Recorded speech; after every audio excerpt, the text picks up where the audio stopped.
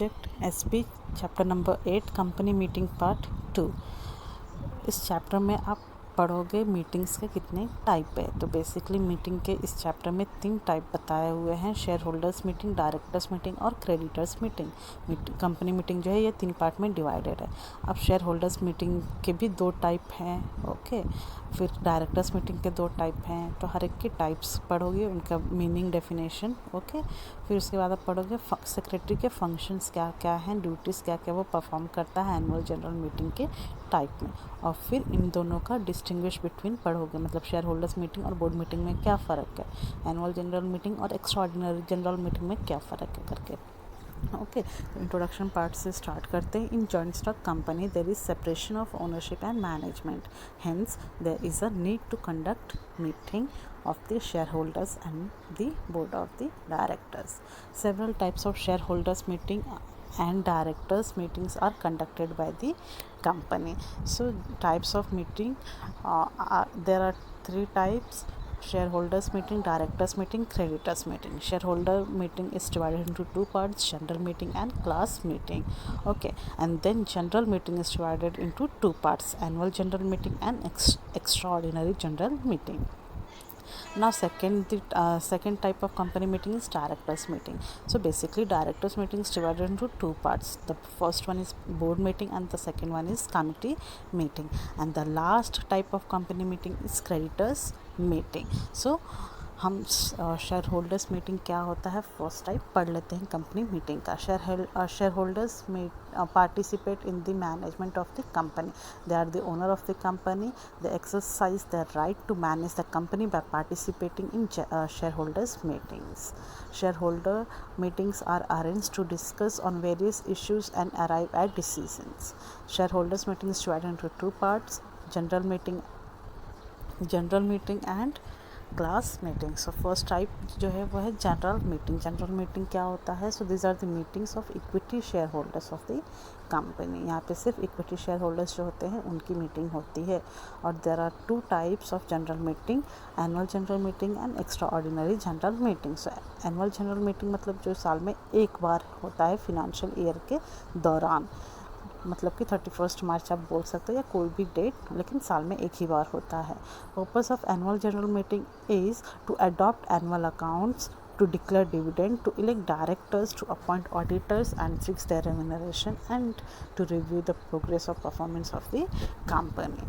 So these are the purpose of annual general meeting. Now next is what legal provisions for annual general meeting. So first one is types of holding annual general meeting. मतलब annual general meeting आप कैसे रख सकते हो?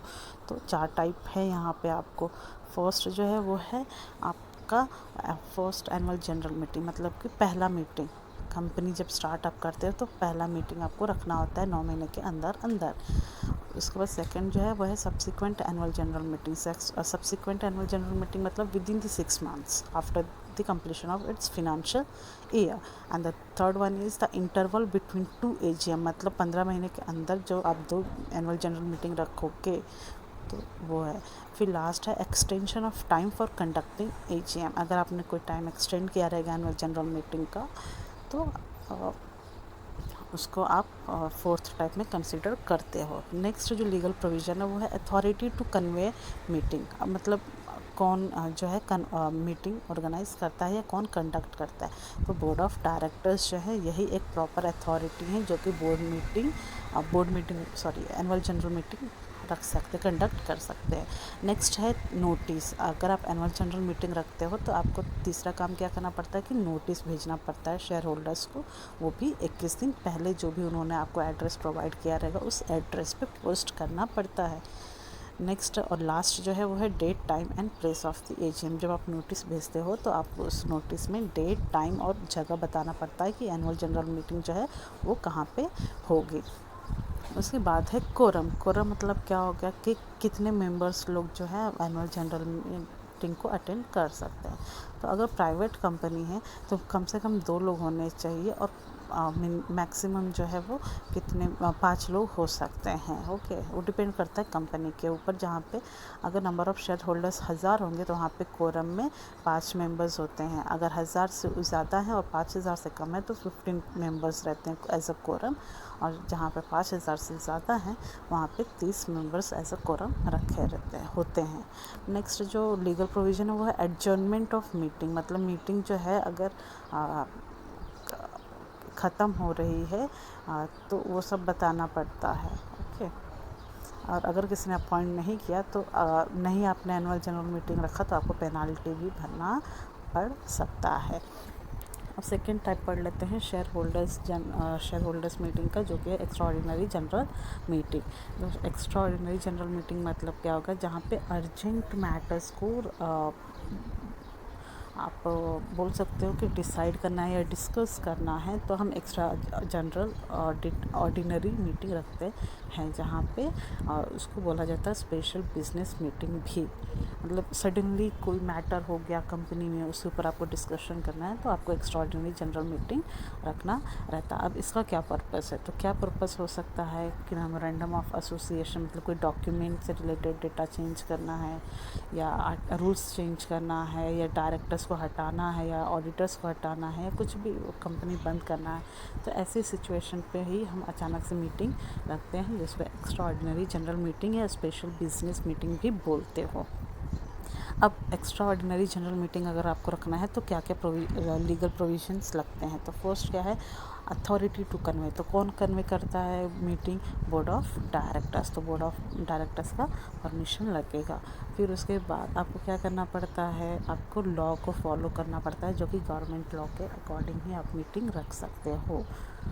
Okay, so these are the type of shareholders meeting. Now second type of meeting is of shareholders meeting is class meeting. Okay, so class meeting क्या होता है, ऐसा मीटिंग जहाँ पे राइट्स और ड्यूटीज़ पर्टिकुलर शेयर होल्डर्स के change करना चाहते हो तो उसको क्लास मीटिंग बोला जाता है, जिसके लिए आपको रेजोल्यूशन पास करना पड़ता है।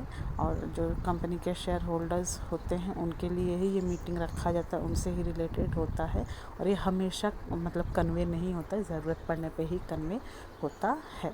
तो पहला टाइप आपने पढ़ लिया शेयर होल्डर्स मीटिंग, जो कि 2 पार्ट में डिवाइडेड था, जनरल मीटिंग और क्लास मीटिंग में। तो जनरल मीटिंग में आपने एनुअल जनरल मीटिंग पढ़ा, एक्स्ट्राऑर्डिनरी जनरल मीटिंग पढ़ा और क्लास मीटिंग भी पढ़ लिया, मतलब आपने फर्स्ट पार्ट पढ़ लिया मीटिंग का। अब सिर्फ रह जाता है डायरेक्टर्स मीटिंग, जो कि हम कल पढ़ेंगे, और क्रेडिटर्स मीटिंग, जो कि हम नेक्स्ट वीडियो में कवर करेंगे। Okay, thank you.